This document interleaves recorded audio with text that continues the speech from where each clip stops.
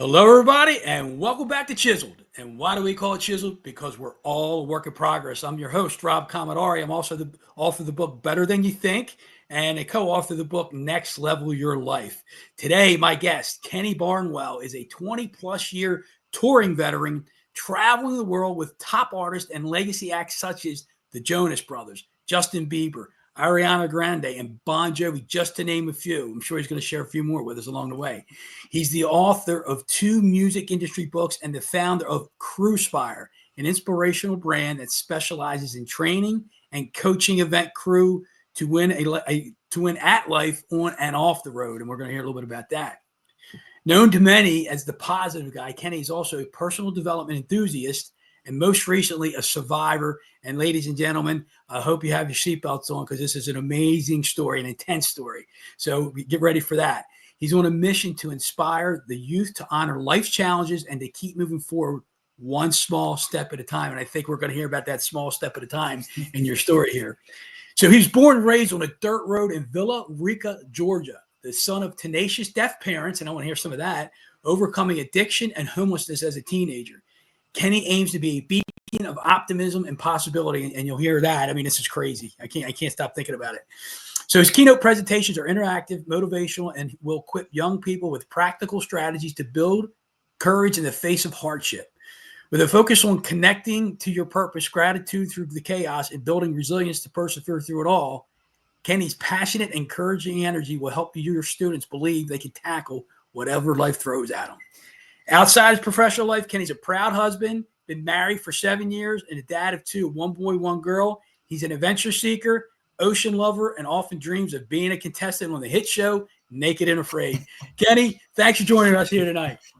Man, I am so dang excited to be here. After this survival experience, I might need to revisit that bio because I don't know if I want to be on Naked and Afraid anymore. Not to give it away. Yeah, right. So before we get to that crazy story, Kenny, how did this bring me up to speed from the life on the dirt road and homelessness? Bring me up to speed from there to get into the crew, to touring and to the story we're going to talk about. Well, Rob, first of all, I just want to say thanks for having me on here, man. I love that you do this podcast, and we all are a work in progress, aren't we? If you feel like you've got it all together, you are badly mistaken, man.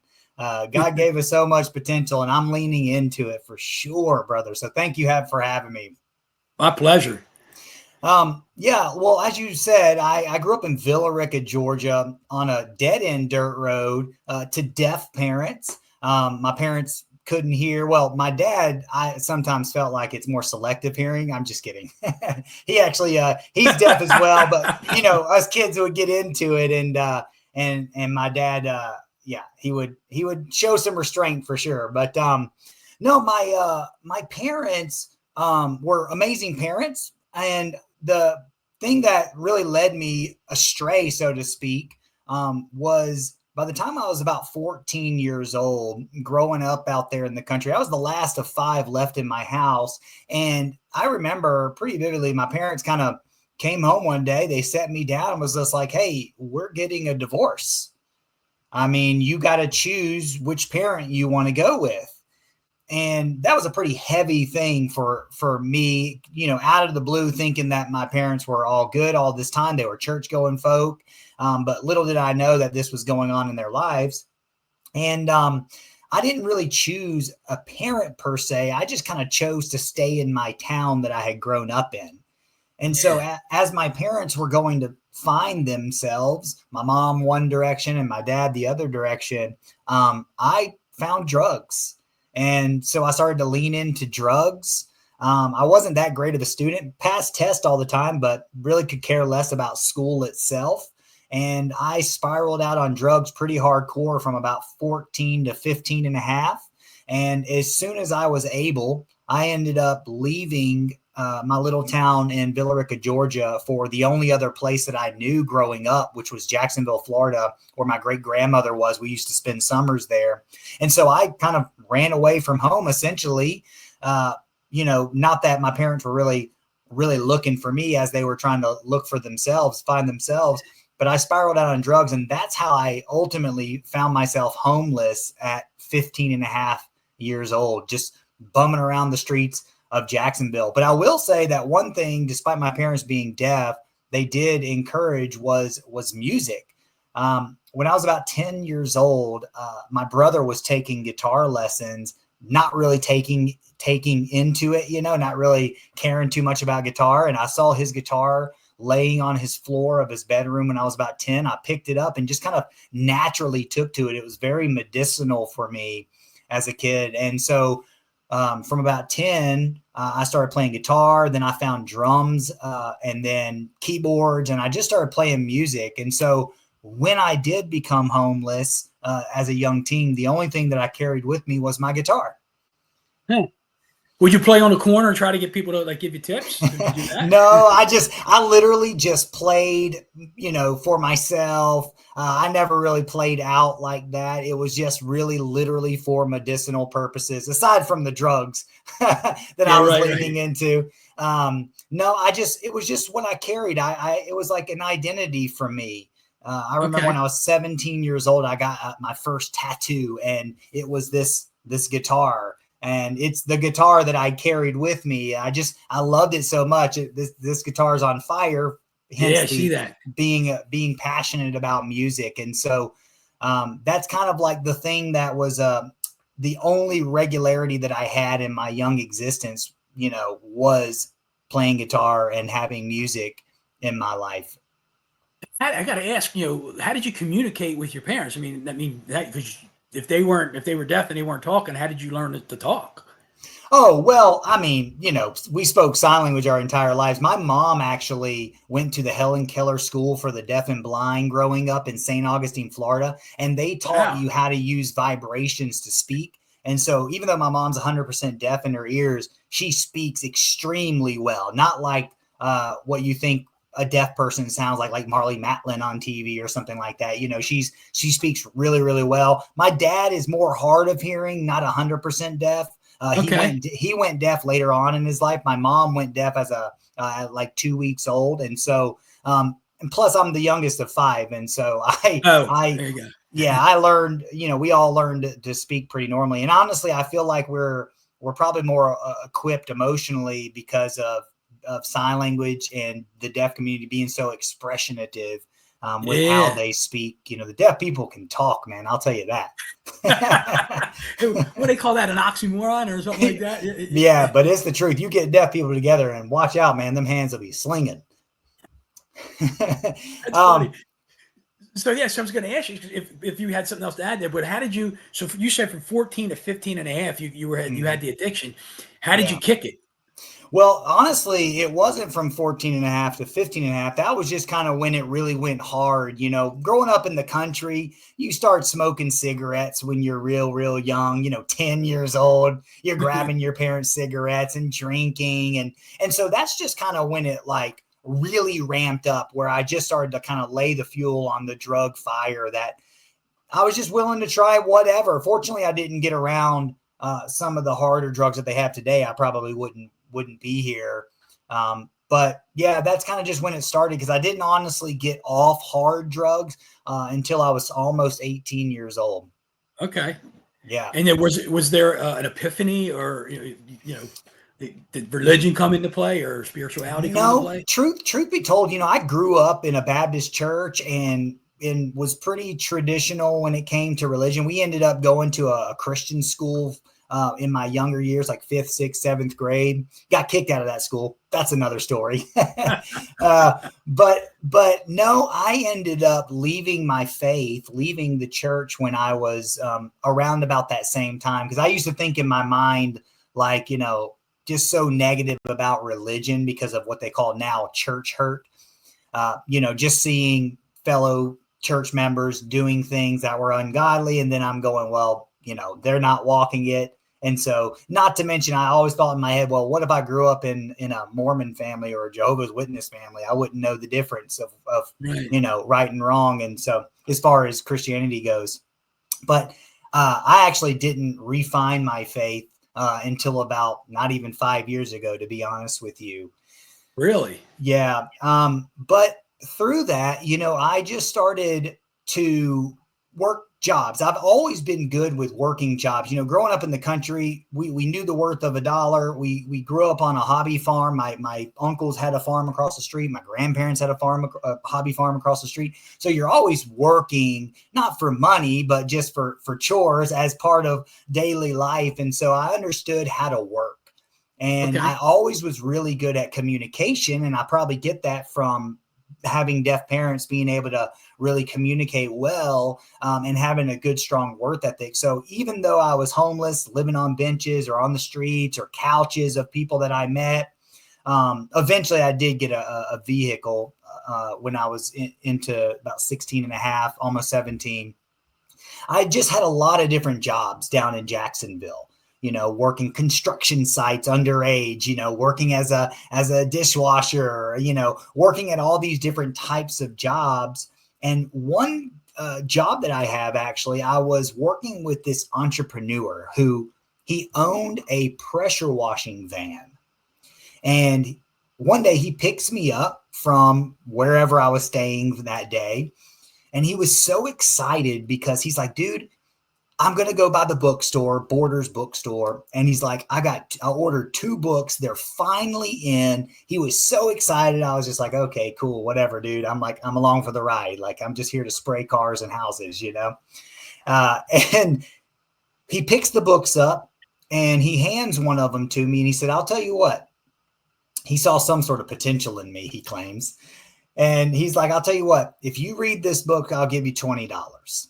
And $20 back then, in the late 90s, was a good chunk of money. It could get you far, right? Or at least it could get you a couple of dime bags, in my mind. And so, and some cigarettes, whatever. And I'm like, okay, I'll do it. Well, little did I know the seed that was about to be planted. The first book that I read was Who Moved My Cheese? Yeah. And that just kind of started to really pull at my then what I didn't realize was a bit of victim mentality. And then the very next week after I read that one, because Who Moved My Cheese, you could read it in an hour, 2 hours. Yeah. He goes, I'll tell you what, if you read this book, I'll give you $25. And I was like, okay, bring it on, And I love reading anyways. I loved Michael Crichton at the time. So I do remember going to the library, getting Michael Crichton books at the time, anything to escape, what your situation is. But the second book that he turned me on to was Rich Dad, Poor Dad. Okay. And at that point, I just started to like the seed of personal development was planted. I was about 16 and a half. And I was like, oh, like, valuing myself for the first time, really ever since probably my younger days. I was young then. But when you're 16 and having gone through all of this, you feel like, you're older than you are. And so I just started to dive into personal development. I started to raise my standards at that point. I started to think about money differently and earning differently. And that's when I saved up $1,000 to buy this 1991 Plymouth Voyager van with the wood grain sides. And I pulled the middle seat out. And so I finally had my own place to stay, on the regular. Okay. And so, and that's kind of like started my journey of personal development and just getting my life in order, Good. And so I lived in my van there for a little while, and just trying to better my life. I still smoked pot, but I stopped doing all of the other hard drugs at that point, and I felt like I was doing better. I mean, I certainly was doing better, even though I was still falling short. Yeah, well, I mean, look, obviously you're doing better to get where you are now, and then so that's great, man. So it wasn't like Paul on the road to Damascus getting struck by lightning, saying you need to change. Well, I mean, thankfully, this entrepreneur saw what he saw in me, because I feel like it was a bit of that. I was definitely starting to get involved deeper into the drug scene in Jacksonville at the time. And I remember at that moment, I started to try new drugs that I had never tried before, and started to allow myself to be open to new and different circles and things like that. And so I honestly feel like it probably was a lightning strike moment where it Okay. was just like, here's this guy, this random entrepreneur that sees potential in this young 16-year-old kid that, made him an offer to read these books about personal development and growth. They were more business books than anything. That completely gave me a 360 direction in my life, and to be honest with you, I never considered weed back then that much of a drug. Well, it's legal now, so Yeah, that's right. In a bunch of places. But the good thing is as soon as I got that van, I was working 2 different jobs, and I was like, I'm going to go back to my little town up in Georgia. My dad was still up there. My mother was still up in Georgia, but I'm going to go up there. I'm better in my life now. And I just feel like it's a smaller town. I can get away from all the people in Jacksonville. And so I did. I drove up there, still living in my van. And at that time, I had a couple of friends that I was able to crash at for a little while until I worn out my welcome. That was able to really begin to see better opportunities locally. And I started working at this coffee shop on Main Street in Villa Rica, Georgia. It was a coffee shop art gallery with the owner. We basically traded living at his house in complete exchange for working there 5-6 days a week. And during that time, I was 18 years old at this point. And during that time, the city had this little concert stage that was like kind of built into the side of this one building. And I had this idea. I was like, that'd be really cool to put on a concert to benefit businesses in the little area during this one festival week that was all about arts and crafts. It was this arts and crafts festival, and the businesses were complaining to the local city, who used to hold their meetings at my coffee shop, by the way. And I just overheard them say that the businesses are complaining because they're losing business as the arts and crafts vendors come in. And I was like, well, I could do a business benefit concert, raise money for raise awareness to the businesses, but also raise money for a mural to put on the upstage on that wall above the stage. I was a kid. I didn't know anything about music, but I'm super tenacious. I've always kind of been that entrepreneur. And so the city was like, well, listen, kid, if you want to do it, do it. And so I did. I printed up flyers and started a little production company when I was just 18 years old, got a bunch of businesses to rent booths like tables and easy up tents, which I borrowed from the rec center, had like 5 local bands play throughout the day during the arts and crafts festival. All the businesses got to be a part of this arts and crafts festival. And one of the bands that I booked for the show had this friend who was like, there's professionals that do this work. And I was like, what work? And she because was it was like, fun to you. Yeah, I mean, it was fun to me. I didn't know what I was doing, and she was like, well, look, a friend of mine owns a stagehand company in Atlanta, and he could put you on to their local crew call. And I was like, well, what is stagehands? And she's like, well, basically, stagehands are local laborers, like a labor list, no experience necessary. But the only thing that they do is they help production crews set up like big, massive events in and around the venues in Atlanta, the arena and the stadium, hotel ballrooms, that type of thing. And I was like, what kinds of events? And she was like, it could be fashion shows, it could be concerts, it could be trade shows, like anywhere that there is lighting and audio and video and stages, these stagehands assist in that. And I was like, and they'll pay you to do it? Like that just seemed unreal to me, because how cool would that be to actually not like just bum around doing jobs, but do something that was kind of quasi involved in music, which was still such a thriving part of my regular day-to-day music. And so I took her up on it. I said, well, absolutely. And so she connects me with the company. It wasn't like some shoe-in thing. It took me a while to actually get on to doing what's called the calls, the work, to actually get to start doing it. But through persevering, I would literally spend all of my money to go and drive into the city of Atlanta, pay to park. I'd go and check in with the steward and basically get told, no, we don't need you for the call, because they would overbook the calls in case stagehands don't show up, because stagehands aren't the most reliable bunch, we'll say. Right. And so they would book these standby positions, and I did a dozen standbys before I finally got on the call. And the company was just like, man, to be honest with you, no one does a dozen standbys. Like, we appreciate you coming. Sorry we couldn't work you like paid sooner, but like we just like, no one has done a dozen standbys. I'm like, yeah, but like, I don't know. Like, I want to do this. You know, I would like look in the back of the loading docks at the Georgia Dome, which is no longer there anymore, this big stadium where the Atlanta Falcons played. And I was like, man, how cool would that be to get to like go out on the field and do this, you know? And so finally, when some stagehand didn't show up after the 12th call, you know, I was like, yes, I'm in, you know. And at that point, I never did a standby call again, and I was in. I mean, that was my start to the industry. I was 18 years old.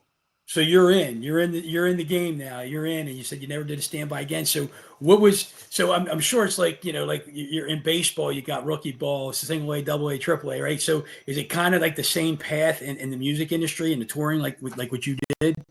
Well, I mean, stagehand work is ground up for sure. There's no experience necessary. Every city across the world has, you know, hundreds of stagehands that are needed. And so that's kind of definitely the entry into it. There's a few other venue positions that you could do that doesn't require experience, but really the key to growth in the industry, to make it into a career and not just a gig, is specializing in a certain area of production. So whether you become an audio or lighting or video or staging, I ended up specializing in an area called backline.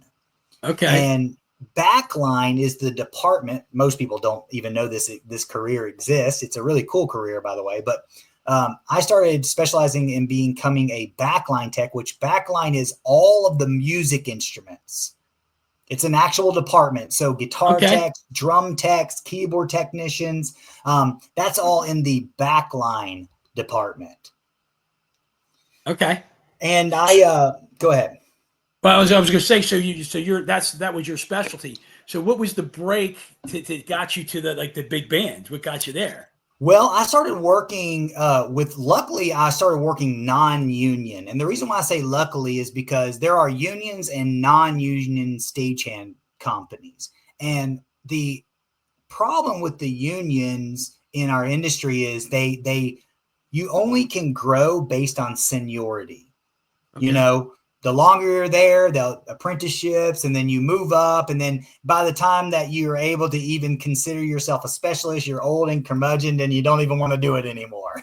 Okay. That's the truth. Sorry to say, but I was super ambitious. And fortunately, the company that I started with, Production Arts Workshop, they were a non-union company. Sure, you make a couple of bucks less, but they promote based on ambition, not seniority. And so they allowed me to start getting my fork op license, driving boomless, scissorless, climbing and focusing lighting. They allowed me to do whatever, because most stagehands, again, aren't the most reliable. And a lot of them don't have the greatest work ethic. And so it doesn't take a lot to stand out. And so within a year and a half, I was already within a year, I was already the top local crew stagehand in that kind of company, getting on all the calls, really making a name for myself and learning about everything. I found out about backline because they called me to be the only stagehand that was hired for this one job. And when you get hired and you walk in and you're the only stagehand, you know that like that company respects you, because who else? I mean, they're only going to put one guy that they really feel like is going to represent their company on this gig. And it happened to be me working with this backline tech. And this is when I found out about backline. I was working with this backline tech and I was like, so are you with this production? He goes, well, actually, no, I'm a local backline tech. I actually tour with a band called Collective Soul. usually. That's like his main gig, but he lives in Atlanta, and he goes, I'm with the local backline rental company called Avatar. And I was like, what do you mean local rental company? He's like, well, there's a company, there's a couple of them, but there's one big company in town that rents backline gear locally and puts techs out with them. And I'm like, and they pay you to do this? Like you get paid to like take care of guitar amps and drums and stuff? He's like, yeah, man. I'm like, really? And so at the end of that gig, he was loading up his truck, and there was this one guitar amp case for this Vox amplifier. I remember like it was yesterday. And he goes, dude, I can't fit this in the truck. He's like, but I'll tell you what, if you load this up in your car, take it back to Atlanta tomorrow, down to the backline company, I'll introduce you to the owner, whose name is also Kenny. Okay. And I'll introduce you to the owner, and he'll probably hire you on the spot. We're always needing guys because a lot of the times the people that are working in the local rental shop go out on tour, and then they need to bring, new people in. I'm like, really? And I was like, let's do it. And so he trusted me enough to load this amp up, this young stagehand kid. I drove it down to the gig, or to the Avatar backline rental shop the next day. I met Big Kenny, and he used to call me Little Kenny. Big Kenny. I met Big Kenny, and he hired me on the spot. He hired me to come organize their drum shop. Now, he paid me to do it. I would have done it for free, because how cool is that? Like getting to go to this shop that was full of all of this music equipment. And when they rent all this gear, the local techs, they'll come, they'll dump the trucks, and they'll leave. They don't organize the shelves, but it's got to get re-inventoried back in, and stuff was a mess. And so I came in there and just applied my country work ethic to their shop and completely organized their entire drum rental department. And they were floored. They started putting me out as a tech, and started to really trust me to really do more backline stuff. And that's when I started to really specialize in backline. That's cool. So now you're in the game. You're moving up the ladder as far as a specialty there. So what was the first big band you toured with? Well, it wasn't a big band, but the first tour that I did was I was working a rehearsal in Atlanta with this R&B group named Van Hunt, and they were about to kick off a 6-month tour opening up for the artist Seal. You remember Seal? Yeah. Kiss from a Rose and all that stuff. I remember. Well, I at the end of the week was starting to load everything up, and the tour manager comes to me, and this was a Monday. They were finishing through the weekend. It was Monday. We were loading up the gear. Tour manager comes to me and said, hey, Kenny, the band really likes you. We're about to go on tour, as you know, because that's what they do for rehearsals. They rehearse and then they head out on tour. He's like, we're about to go out on tour. We could really use a backline tech for this. Would you be interested? It's like backline. You drive the van and trailer, and it's a 6-month tour. And he's like, we're not coming back to Atlanta for 6 months because we're staying out like in between the Seal dates. We're going to be booking clubs like to really make money and stay out on the road. He's like, are you interested? I was like, well, when does it leave? He goes, it leaves the day after tomorrow. And I was like, oh man, I was like, wow, what an opportunity. But I had only recently, about a few months prior, started with this backline company. I mean, I move fast, I can tell. So I go to Big Kenny and I tell him about the opportunity, and he goes, well, are you going to take it? And I was like, well, I would, I mean, it's my dream. I would love to, but like, I certainly understand the relationship that we have. He goes, Kenny, you got to take it. Yeah. He goes, I don't know if your position is going to be back here when you get back, because obviously that we're going to keep moving forward, but you got to take it. Yeah, he was looking out for your best interest. That's right. And I'm still friends with Big Kenny today. I've seen him over the years. He's a sweetheart of a guy, clearly. And so I was 19 years old at this point, almost 20, not quite 20. That was my first tour. I did a van and trailer tour opening up for Seal, doing club days. I mean, that was the first time I really left the Southeast. And here I was, our first 2 shows was Philadelphia, then Manhattan, New York City, then Brooklyn. And I'm driving this van and trailer That's in the middle funny. of New York City, like crazy. That's crazy. That So you did this stuff for, you say, 20 years or something, like 20 years you're on tour with all yeah, these different bands. that's right. That was my first tour when I was almost 20. I turned 20 out on that tour, and I'm 41 now, about to be 42, and I just recently kind of finished my touring career at 20 plus years of Yeah, we're, this. we're, we're going to get into that here in a minute. Before we get into that story, what was like, did you have a favorite band you worked with? Did you become friends with any of these people, any of these stars, rock stars? It's funny that question that you asked, that I've become friends with them. The thing about backline versus some of these other specialties are you work directly hand in hand with the artist. Like some of the stories that I have are unbelievable. Some of the intimate moments that I've had helping artists shape their tones or being there on the bus when they've written some of these big hits, things like that, like some really cool stuff. And I wrote my first book in 2014. And one of the chapters is you're never really friends with the artist. Oh, And wow. and I always say, like, you're friendly with the artist, but it is a business. And if you ever get into the artist's business way, like or if they get in their own way, which that was actually what encouraged me to write this chapter. And I'll tell you why. The second tour I ever did was a tour bus tour. Okay. It was a country tour. I was living in Atlanta at the time, got a call to do this country tour after this hard 6-month van and trailer tour, boot camp of touring. I get a call to go and work with this kind of hit country artist at the time, Joe Nichols is his name. And we were opening up for Toby Keith on the stadium That's tour. great. And I was like, man, this is going to be amazing. And it was amazing. In fact, I worked with Joe for like 2.5 years. I was at Joe Nichols' wedding. I was there through all the big hits. And, like I really got close with Joe because artists are alluring. There's this Of course. charisma with artists. And I remember Joe calls me up on his bus one day, sits me down in front of him, says, Kenny, I want you to like be in my camp for as long as you want to be here. Whatever I can do to make sure to support you and invest in you, I want you here. And I was like, man, this is amazing. Like, how cool is this, right? Well, I go, because I'm still living in Georgia at the time. I go back to Villa Rica. By this point, I've got other hobbies. I'm, true story, Rob, flipping houses on the side. And all. I had my stuff together. Rich Dad, Poor Dad, right? There you go. There you go. Right up my real estate alley.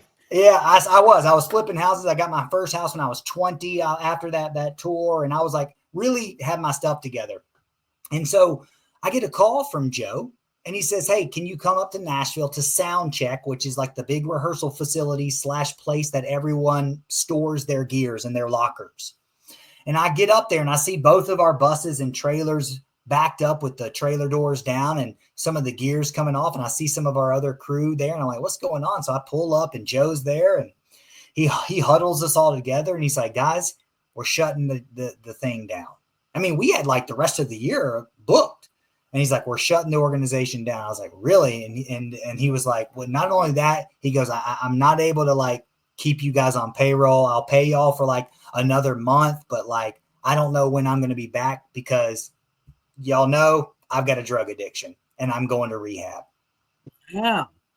And so he got into his own way. And in my mind, I was like, dude, but last week you said that like I was going to be here forever. Oh, that was just a week apart? That was yeah, a week it was apart? like a week apart. It's like, My I didn't gosh. realize that it had gotten that bad for him, because artists are able to really cover it up. But I lived on a bus with him. So I knew that he was doing what he was doing. But Right. like, I was also drinking and, having a good time. I wasn't doing drugs at the time. I haven't done drugs like that ever since my childhood days, by the way. And so I wrote that chapter in the book because I was like, well, man, like I thought we were friends, but I guess the business got in the way of things. Right. And so, That makes sense. but at the same time, though, fast forward many years, I've toured with a lot of artists. Like I said, like you mentioned, Bon Jovi. I mean, I've toured with Ariana Grande and Bieber, and before that, Seal and Chris Isaac and Sarah Bareilles. I mean, a lot of artists over the years. Korn. I did a decade with country bands like Trace Atkins, Clint Black, Travis Tritt. Like, spent time with them at their houses and dinners and like really got close with these people. But there was this one artist named Amos Lee that Jake Valentine, our mutual friend, really loves Amos Lee. In fact, he's been to so many Amos Lee shows. And actually, Amos Lee is a artist that he uses in his keynote talks. Jake does. Anyways, well, I did about 2.5 months with this guy, Amos Lee. I hadn't heard of him before this. I quasi heard of him. But anyways, I do the gig. I'm like at this time, I'm his production manager. By the way, this homeless kid with high school dropout GED was like now the production manager of multi-million-dollar productions, which was pretty wild. But Amos, I was living in Manhattan at the time, and I was getting married at Central Park in New York, in Manhattan. And on my wedding day, Amos texts me and was like, "Hey, Kenny, aren't you getting married today?" And I was like, "I am getting married. What's up?" And he was like, "Well, listen, you can say no if you want, but would you like it if I came and sang a couple of songs at your wedding?" Wow. I'm like, wow. Really? I was like, "Man, you don't have to do that. Like, that's amazing. I would never ask you to do that." He's like, he's a Philly artist. He's like, "Well, too late. I've already bought a train ticket. I'm on my way." And he came up and sang a few songs at my wedding. We spent Christmas together, my wife and him. And I ended up tour managing Amos right up until the pandemic. And now I barely talk to Amos because of just that's a shame. parting ways. Like, we're friendly and things like that, but just life, right? And so, are you really friends with the artist? I don't know. Yeah, but you're so well. I get it. You're friendly. I get it. But still, at least you had those experiences. You can share those experiences. Which a lot of people can't. So let's go here, Kenny. So because I heard the story, and I really want you to share this story as much as you can. So you've done this 20 plus years. Yeah.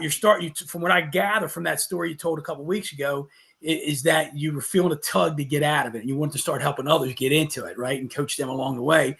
But you loved it so much that you kept saying, "Hey, one more," or something like that. And then can you take us down like the road where at the end there where you're about to get out, but you go in and you do this tour and the story happens? Well, most definitely. It's unbelievable because the road's hard, man. It's a love-hate relationship, especially towards the back half of it, where I started to learn about marketing. I started speaking at schools. I wrote a couple of books, music career books, and I had multiple online courses. And I really wanted to focus on that. In fact, I was doing it from tours, last handful of tours, from Bon Jovi to Korn, Sarah Bareilles tours, like even as far back as Ariana Grande tours. I'm coaching on the side and I'm speaking. I'm like, I really want to finally just full-time make the leap, because I kept having to cancel speaking gigs that I would have on the books because an artist would pop a show up, and it's not like it's easy to find some replacement. It's like you're a one-of-a-kind employee. It's not just some regular general type of worker. And so I was on a flight last January to Mumbai, India. And I'm on this flight, and I was just on the plane going, how cool is this? I'm going to Mumbai, doing Lollapalooza Mumbai of all places. But at the same time, I was like going, man, I'm over this. Like I'm still getting has this feeling like I kept saying yes to this work. And I'm on tour with Jonas Brothers at the time. That was my last tour. I spent 2.5 years as Nick Jonas's guitar tech. And I'm on tour with Jonas Brothers, flying to Mumbai. And I'm just like, how many more shows do I need to do to be good? Like, how many more shows do I need to do? Like, this used to be my dream. This used to be my mountain I was climbing, but it's not anymore, And so I immediately got to the hotel in Mumbai. I called my wife, woke her up probably because of the time zone difference. And I said, hey, listen, I'm going to put my notice in today. She's like, wait, what? And no, I'm kidding. My wife's super supportive. In fact, she was one of Ariana Grande's dancers for a really long time. Oh, wow. Check that out. Okay. We met on tour and all of that. So she deeply understands all of this. And I said, listen, I need to be a speaker and a coach and an author full time. Like, I need to do this. I know I've said this before, and I know I've even tried before, but I just keep getting calls and I keep going back out on the road. And she's like, well, I support you 100%.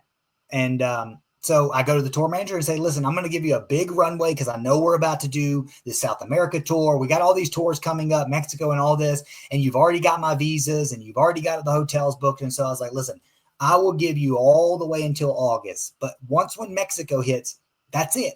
Like, I'm going to be done. I'm going to not do the Europe tour in the fall. Okay. And I was like, that's a long runway from January to August. Like, you got a long runway. And I was like, I'll even train the person, like, whatever. I want to do you guys right. But I got to go and like do my dream, you know, and go climb this other mountain.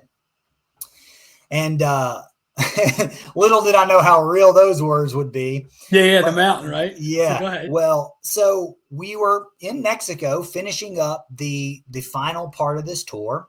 Monterey, right? It's Monterey, I think.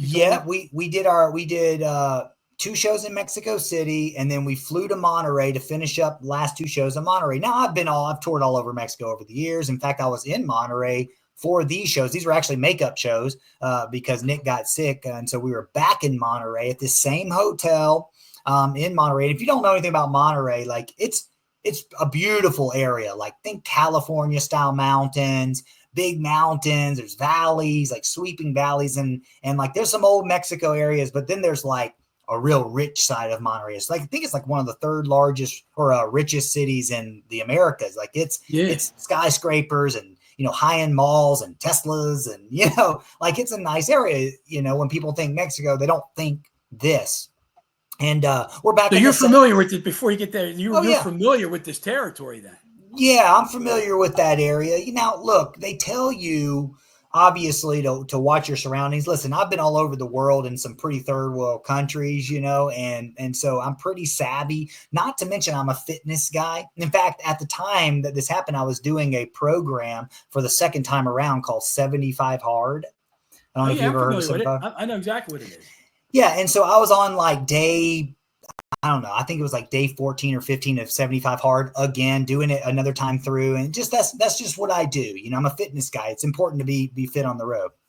And so we get in from Mexico City to our hotel in Monterey about, I don't know, maybe 6 o'clock in the evening. I drop my bags. I'm up on the 9th floor. I'm looking out the back window of my hotel. And there's this hiking trail that I had seen the time before, that I seen like locals going up and down this trail. From your hotel room. From my hotel room. It's like a block and a half away is this hiking trail. And it's like, you see, you know, families going up and down it, people in scrubs working down in the valley, just the locals that live on the other side of that mountain. Instead of going around the mountain ridge, they just go up and down this mountain to come to work in the valley on the tourist side. And up at the top of this mountain ridge is this dirt road. And then on the other side, you can kind of see like there's a neighborhood of some sorts, like you see the tops of their roofs, but that's about it.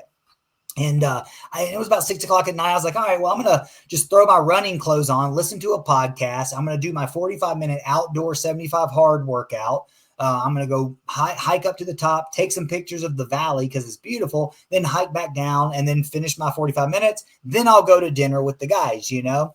And Kenny, if I can interrupt, I just want to emphasize to the audience here that keep in mind when he's getting ready to tell you you said a block. This trail's a block and a half away from your hotel. Yep, block and a half away from the backside of the hotel, or really the front. Everybody keep that in mind, but keep going. And so I went and filled my little Jonas Brothers crew water bottle and had my shorts and a t-shirt and my hotel room key, my phone and my headphones. Like that's all I took up there with me, you know, just kept it light. And so I hiked up this mountain trail. It probably took me 10 or 15 minutes to kind of slowly hike up it, which was good for me because like I said, kind of jogged up it really. Get up to the top of this mountain road and I was like taking some photos. I was like, well, I want to get a little bit more elevation. So I probably walked up the dirt road just a little bit to get a little higher, maybe like another 100 yards. And I took some panos of the valley. The sun starts to starting to kind of dim in the evening. It's not, the sun's still up. It's probably about 6:30 in the evening time. Sunset's probably around 7-ish, 7:15 and beautiful out. And so I took some photos and I'm listening to a podcast and I go to walk back and all of a sudden there was this motorcycle with two dudes like right up on me, like right next to my right side. Like the mountain drop is on the left and the valley, and these guys are right up on my right side up on me. and they were motioning for like my phone. And I just kind of pointed to my headphones like, oh, I'm just walking, clearly I'm doing exercise, right? And I just kind of picked up my step a little bit. Well, when I did that, one of the guys had jumped off the motorcycle and was like walking real fast right next to me, motioning for my phone. And I was like, at that point, kind of a little freaked out. And I looked back over my right shoulder, and the other guy had parked the motorcycle in the middle of the road and was kind of like fast walking towards me with a small boulder in his hands. And then he throws it at me. And I like kind of duck, and it went past my head. And at that point, I took off running. That was my instinct, because I've got 2 little kids at home, man. Yeah. Like my wife and my 2 little kids at home. So I took off running, and I'm faster than these guys. I took off running, and about a minute later, I'm trying to make it to that trailhead so I could like bound down it or something, slide down it, whatever I needed to do. And I'm running, and another boulder comes right by my left ear, kind of clips my ear. It calls me to stumble on the dirt road. If you've ever fallen on a dirt road, like it hurts, man. It like rocks into your palms and your knees. And my phone busted. At that point, my phone fell because I was holding my phone. It busted. My water bottle busted. My ears, my in-ears, headphones popped out.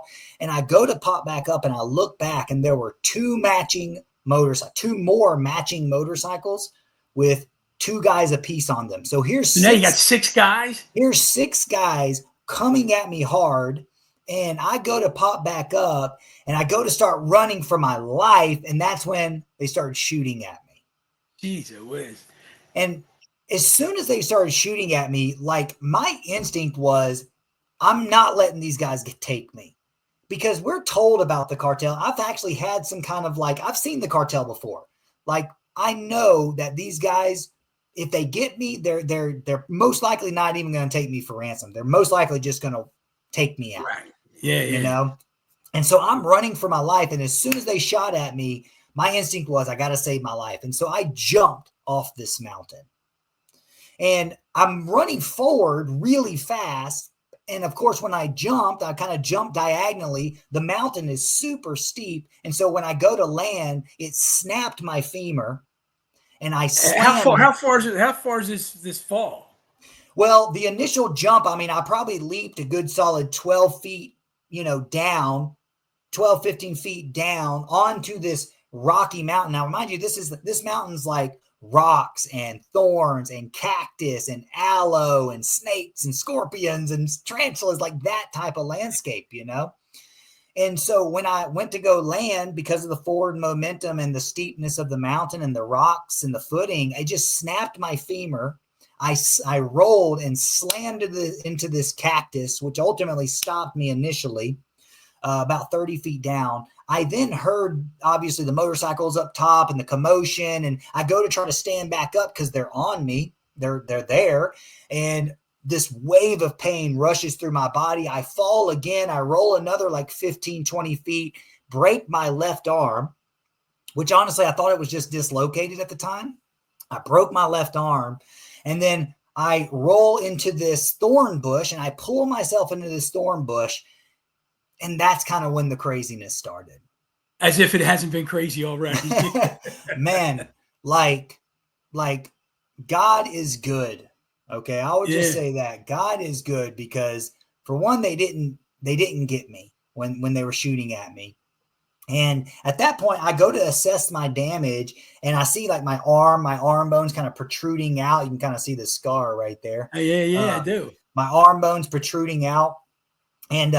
And then, of course, I assess my hip, and I'm like, oh, man, I can't walk, and my hip's hurting, and this crazy pain, because I've never broken anything before. And I thought that my arm was just dislocated. I couldn't really bend it, so I just snapped it back into place, and which I ended up doing multiple times. But I snapped it back into place, and I kind of pulled myself up into the storm bush, and I assessed the damage. I'm like, God, please help me. Like I've got kids. I got my wife. I was like, this is crazy. And I look through the thorn bush, and I see a couple of the guys start to walk down the mountain to see where I had rolled, because they hadn't found me yet. and they never saw where I landed. And I could also hear a couple of the other guys like going towards that trail to try to cut me off, because I guess they assumed I was going to try to head towards that trail to go down, because where I jumped, you don't go down there. Like, it's thick, it's like, it's treacherous. Like, you go to the trail, you don't walk in the middle of this mountainous area. It's like very bad. And so I'm in this thorn bush and I'm seeing those guys coming. I was like, if I move, they might see or hear me. If I don't move, they're going to find me. Like I was probably about 30, 40 feet down at this point. And that's when I just said, God, I said, please, God. I said, God, please, if you want me to live, please save me. And at that moment, Rob, this hummingbird flies right by my head and starts feeding on this flower right in front of my face. And I started to appreciate the beauty of this hummingbird. And I was like, God, you are such a comedian. Like, here I am in the middle of this chaos, and there's this beautiful hummingbird, and I'm appreciating it.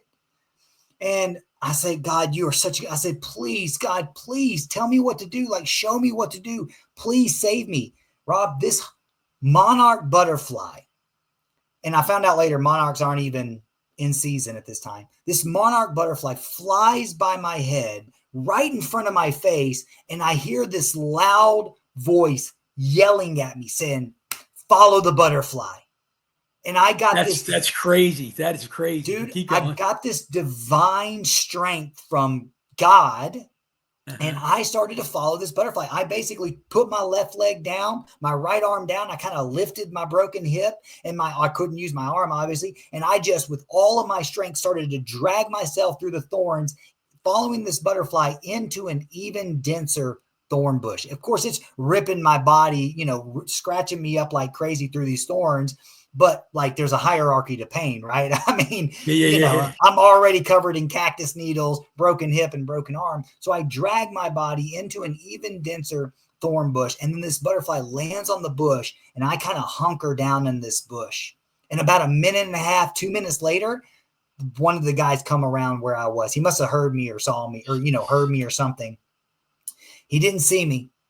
And I just had this inkling. I look across the valley, and I see the bottom of the sun starts to touch the top of the mountain in the distance. And I just had this insight to, like, I've got to wait till dark. I was like, I can't move again. I've got to wait till it gets dark. And meanwhile, the butterfly's still there? The butterfly's on the Bushman. Like, the only butterfly in the area. Usually when you see butterflies, you see a few of them. Like, and I did do some research later on. Monarchs, like, they do pass by that area, but they were not in season yet. Yeah. Okay. And by the way, just for the people that are listening or watching this at this time was only 6 months ago. This was in August of last year. This happened. So everybody, this is still raw. This is still raw for Kenny. I've only told this story in its entirety the time that I actually met you, Rob, at that speaker's event.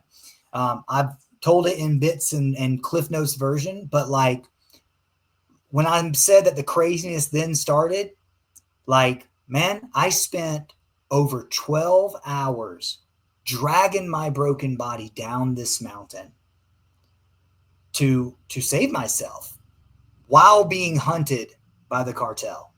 Wow, only being a couple blocks away from your hotel. Man, you could see the hotel. I mean, it felt like it was right there. I could see the front of the hotel because the steepness of the mountain, it's a block and a half away. I could even see my hotel room because I leave my curtains open on the 9th floor. It might have been as a million miles away, because here I am on this mountain. Nobody knew I was out there. I had nothing to drink. I had no food. I was starving as it was, but because I was just going to go do a quick 45-minute outdoor jog for 75 hard and then go eat my keto dinner.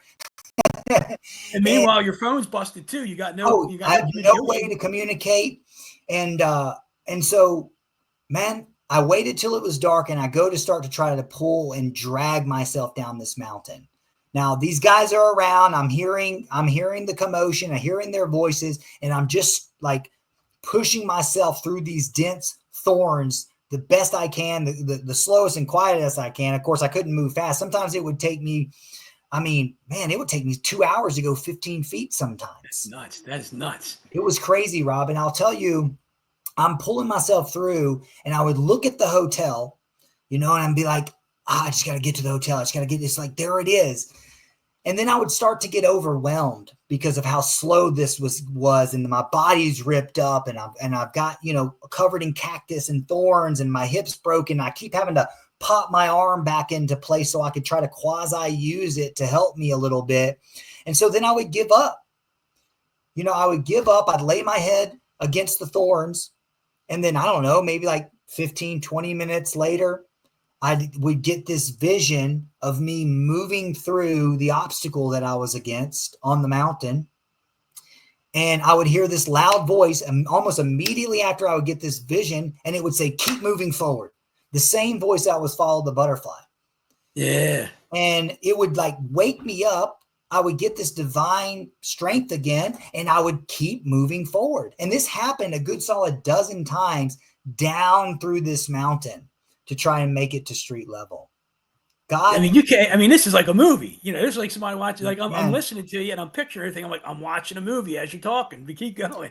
I'm sobbing sometimes for my wife and my kids, going, I'm so sorry that I got myself into this. I'm so sorry that your dad got himself into this. Like, I don't know if I'm going to survive these cartel members, which, by the way, I found out later that they were cartel, because what I didn't know was that the neighborhood on the other side of this mountain was one of the most dangerous favelas in all of Mexico. Like, this Monterrey sits in the state of Nuevo Leon, which is like just south of Texas. So it's like cartel land. But on top of that, I found out that this particular neighborhood is like one of the oldest cartel hives in the But you didn't know it going into it. You found out later. I found out later through a local, well, honestly, it was a billionaire friend of the artist that I was with at the time. And this was the day before show day. No one knew where I was. And so throughout the mountain, most people are trying to climb mountains. I'm trying to get down mountain, Rob. But I'll tell you, I'm dragging myself down this mountain. I'm flipping, I'm flopping, I'm going upside down. I'm going on this because I would like rash my one side. I'd rash the other side and rash my front, rash my back. I'm just trying to make it down. And of course, I've got the broken hip and the pain from the arm. I can't walk, and I'm super parched. And I would hit these obstacles. And then again, I would give up. I'd lay my head back in the rocks or the thorns. And then I would get the vision of like working through the obstacle in a way that I hadn't considered yet. And then I would immediately hear the voice, keep moving forward. And it would pop me up. I'd get the divine strength, and I'd push a little further. And see, the hotel, I could see it. I could sometimes hear it, hear the commotion, hear the rooftop bar. It might as well have been a million miles away, but that would be so overwhelming to kind of look that far ahead. So I had to shorten the goal. My personal development definitely kicked in, and I had to shorten the goal. And I would say, okay, no more looking at the hotel. If I could just make it to this next bush, if I could just make it to that next log, that next tree, there was this wall towards the bottom. If I could just make it to the wall, right? And I would do this progressively throughout the night, where I would make it. I couldn't get around that log or that rock. I would give up. God would wake me up with the vision and the voice saying, keep moving forward. I would get the divine strength, and I would move forward. And finally, it was probably 3 o'clock in the morning, maybe 2:33, because I was watching the moon. I was a Boy Scout, so I was watching the moon. It's already past the middle point of the night. And I look up, and I'm in this very thin thorn bush, closer towards the bottom, but still a long ways away. And I look up, and it looked like the people at the top of the hill, like the houses at the top of the hill, had turned on some floodlights. It was like a row of floodlights. And then I'm looking a little bit further, and all of a sudden, all 6 of those floodlights start walking down the hill, start walking down the mountain towards me with dogs. And I was like, this is it. And I go to like quickly, I was like, that's them. I got to go. And I go to try to move myself, and I had nothing left in me. And I was like, God, please don't let them find me. Please don't let them find me. So I hugged that thorn bush. I covered up the white logo on my t-shirt. Everything else I was wearing was black. And I covered up the logo. And I just prayed. I said, God, please don't let them see me. Please don't let them see me. Please don't let them see me. And Rob, these guys probably got 10 feet from the bush that I was in. And the dogs never sniffed you out.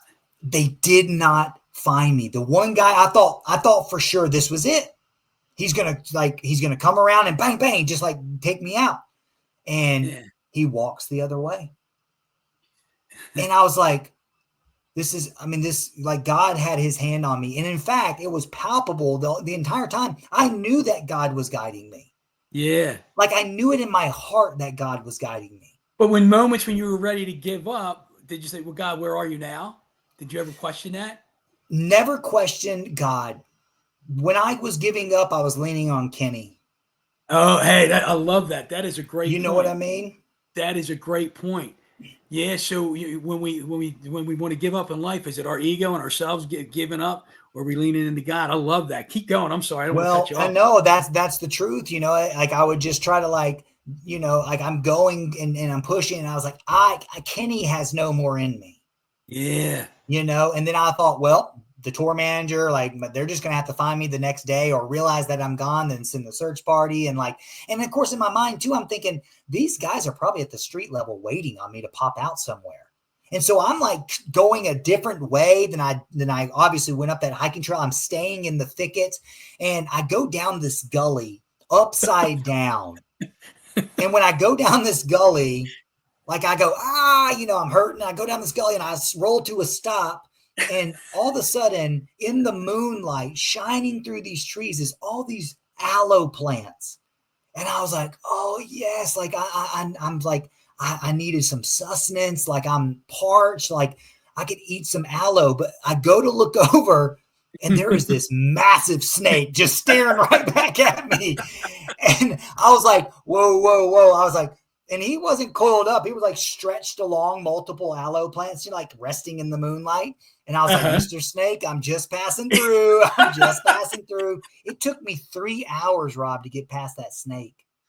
Now, when you see the snake, are you like, you can't be doing this to me, God? Or like, oh, you really got a sense of humor, God? Or like, did you have any of those thoughts? Well, my thought was just like, be cool, like chill out. Like, I just figured that God had me. Because I also, like I said, I watch a lot of Discovery Channel and a lot of Naked and Afraid. And I understand that this environment has like banana spiders in these aloe plants and scorpions. And I'm probably like passing by all these different wildlife, but I did not care. I said, you know what? If they're going to get me, they're going to get me. Yeah. But this snake was like intimidating because he was thick, like a baseball bat thick, and just staring right at me.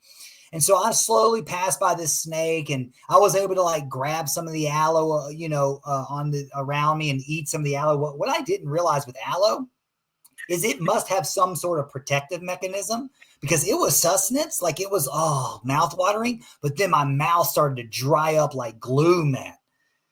And so maybe that's some sort of protective mechanism with aloe. I got to read up on that because my mouth started to get super parched, man. And so, look, I leaned into my survival skills, let's say, and went full Bear Grylls out there. Like I had to drink the only fluids that I had around, let's just say, to keep read between the lines, everybody. That's right. And look, you do. I thought I was going to die, man. And I finally make it up and over. And, this whole time, God's gifted me with these things. Like I got this one rock. I wish I had it on me, but I had this flat rock that I kept dropping, but it would show up because it fit my hand perfectly enough to give me support and protection so I could move along the other rocks along the ground. And so I still have that today. It made it all the way down the mountain with me. There was other little gifts that I got from God. I would say the aloe was a gift. It really was. It really satiated me. There was a bucket, there was a bin, like there was a variety of these things on the mountain that helped move me along. And so I know that those were gifts from God. And I finally get towards like the last like 8 feet, and it's this kind of steep, grassy area. And that's when I found one of the gifts was a bin. And I go and put my head in this bin because I had nothing left. So I put my head in this bin so it would kind of push the tall grass over. And there's like an 8-foot drop to the street level. And so it's about 6:30 in the morning. The sun is starting to like twilight rise, but it's not like risen over the mountain yet, but it's starting to kind of get daybreak. And people are starting to kind of pass by on the street below. And I'm upside down. I slid down. And right when I did that, I'm upside down. This car comes right up the street and starts to K-turn with his headlights right on me. And I thought, oh my, like this is them. And I look in the car and there's like 6 or 7 construction worker guys with their vest on. I guess they must have turned down the wrong road, but they just so coincidentally happened to turn with their headlights right on me. I'm like, what is this? Like, this is crazy. So they K-turn, they back up, and they obviously weren't the cartel. But like when I finally get to street level, I needed to cross the street because at this point I'm like 2.5 blocks down the way, and then another block and a half down this mountain sidewalk to the hotel. And so I dragged my body across the pavement to the other side of the street. And Rob, another gift would happen. I don't know why, but the only 2 blocks on this entire sidewalk, all the way down the street on the other side and everything, but the 2 blocks from where I was to the corner where I needed to turn was covered in hay. Like, I don't know where this hay came from, but it was covered in hay, which provided enough soft kind of cushioning and slide to help me drag myself. You know, I'd count to 10. I'd be like 1, 2, 3, you know, drag myself, and then I'd stop. And cars were passing by me. Some of them looked suspicious. They would kind of slowly roll. And I wanted to kind of yell out for some. A couple that I did, I was so parched I couldn't really yell, you know. I was, you know. And people were walking to work coming down that same mountain trail. See, I had to actually go towards the bottom of that mountain trail where it all started.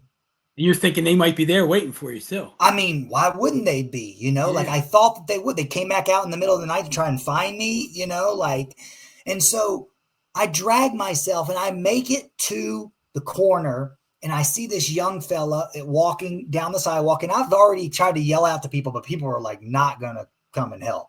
They were like, this gringo looking crazy on the sidewalk. No way. And finally, this young guy, he's like on speakerphone, talking on his iPhone speakerphone. And I'm like, hey, sir, like, help, you know, just yell as loud as I could and get his attention. He comes over there and he's looking like, and he speaks English.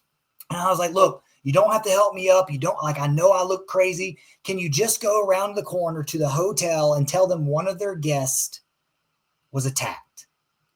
And he's like, which, you know, I point out the hotel. And so he leaves to go, and I'm staring right at the trail.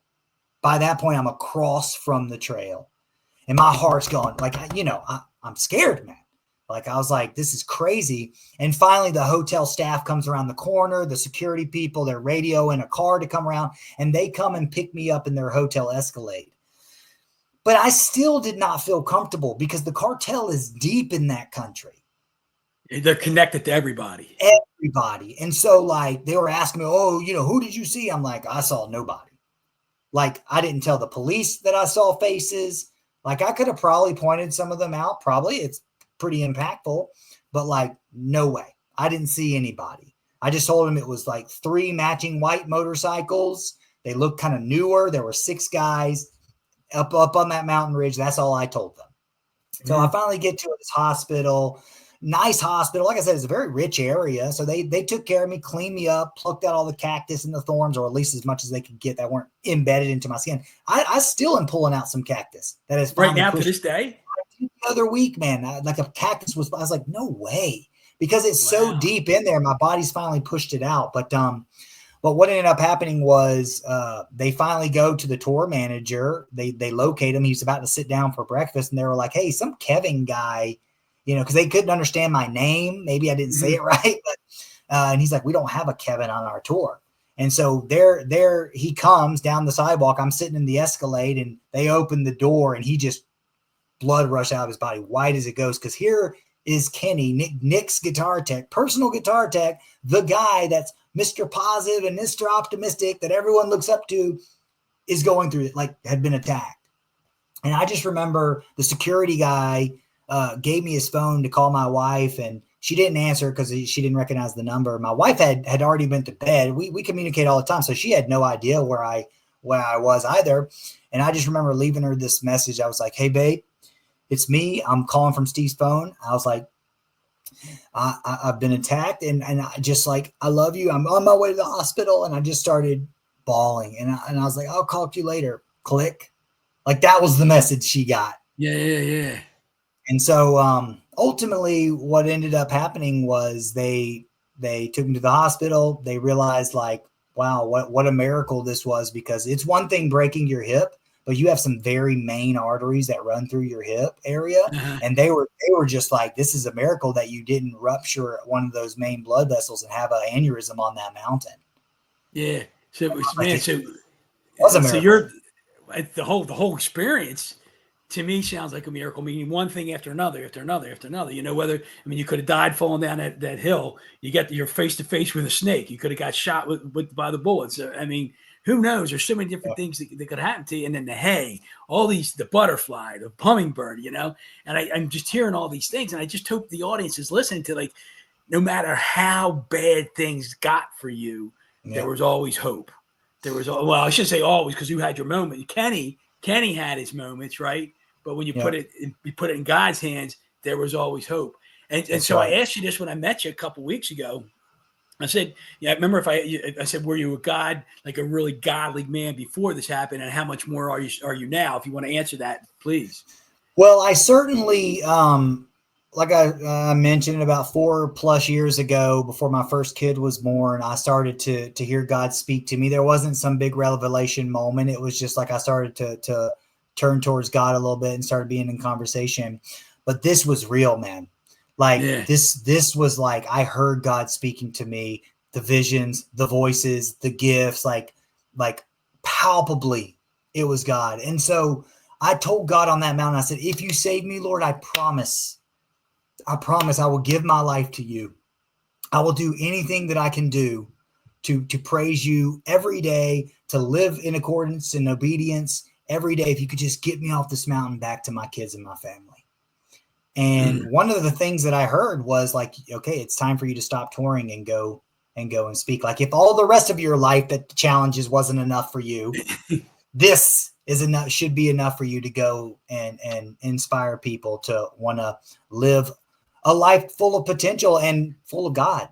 Yeah. Well, so Kenny, that's a point I want to make, because it had been tugging at you for a while, and you didn't make the move, and you didn't make the move, and you didn't make the move, and you gave them this long runway, to give them 8 months.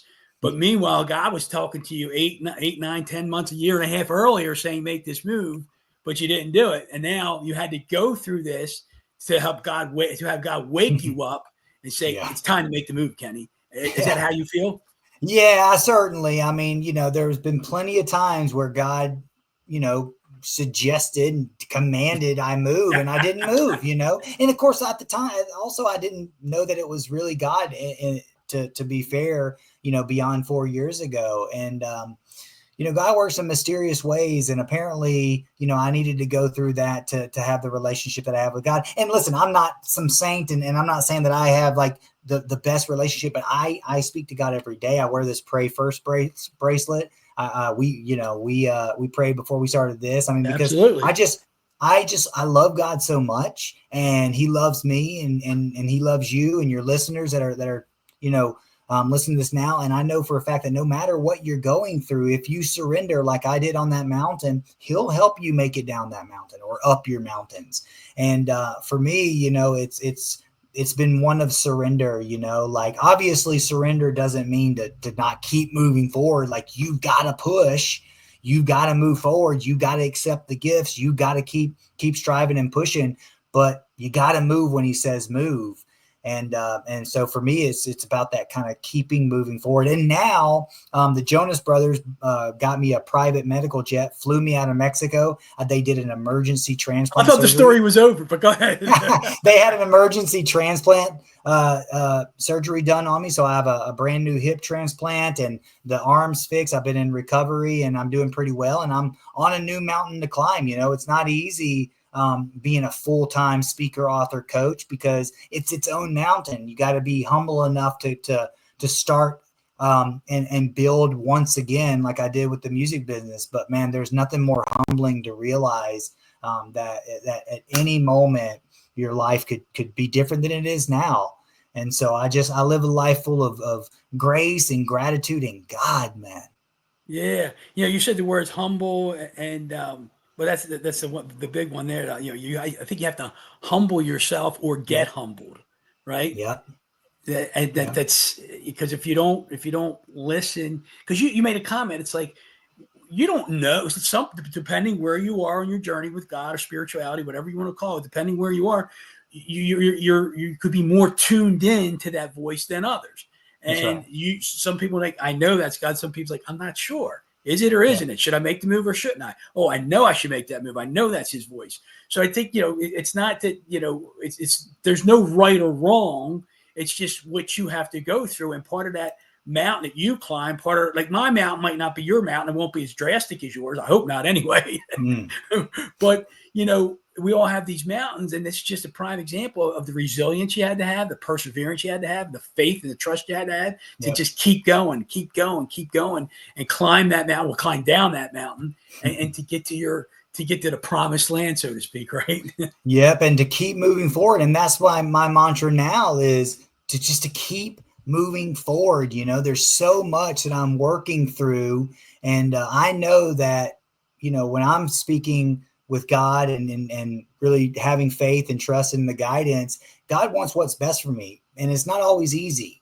In fact, that he wants me to be stronger than I am. And so, I know that anytime it's doubtful, it's not God.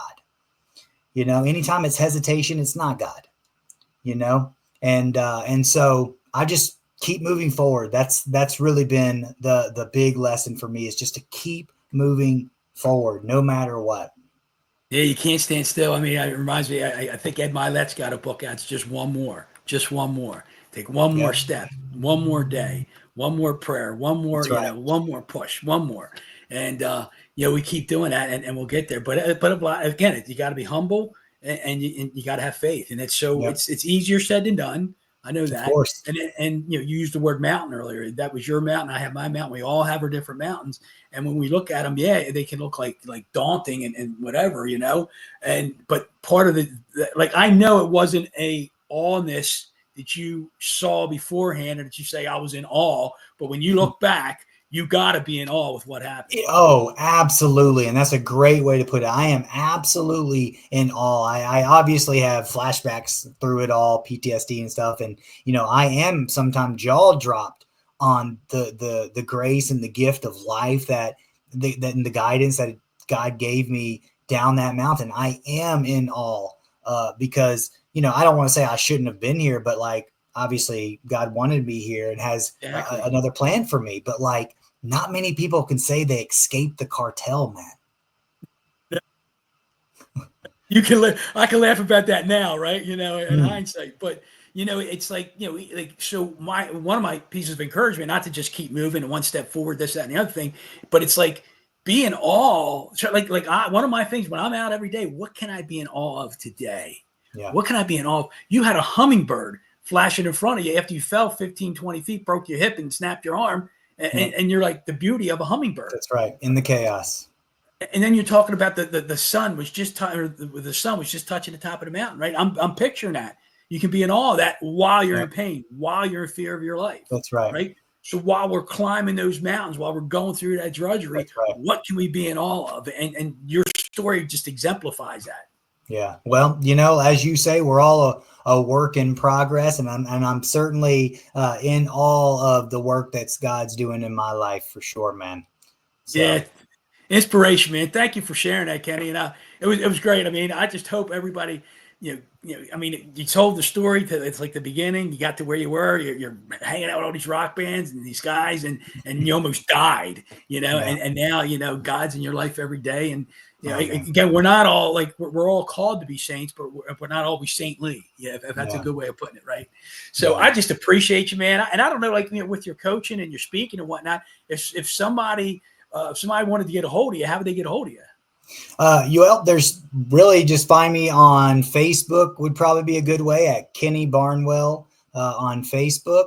If you're interested in my coaching program for the music industry, you can go to cruisespire.com, kennybarnwell.com or cruisespire.com, and you'll find all of my stuff. And I'll have it in the notes. But Kenny, before I let you go, I'm going to ask you the question. I'm laughing about it before I even ask you, because you've been pretty chiseled, right? So the question usually is, hey, how much more chiseling do you think you have to go? Or how much more chiseling you think God's going to do for you in your life? Man, I hope he indefinitely doesn't stop working on me, man. Not to that extreme though, right? Well, listen, whatever it takes, man, I'm going to keep moving forward. There And you so go. I'm open to what God has in store for me. And I know that he's got bigger plans for me than I could ever dream of, which means that there's a lot of chiseling left to do. So that's what I got.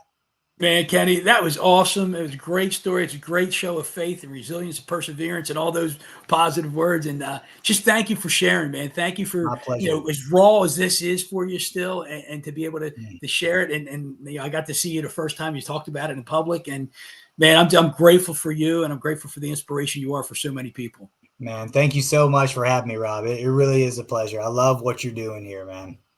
Thank you so much. Look, until next time, everybody, let's go get chiseled.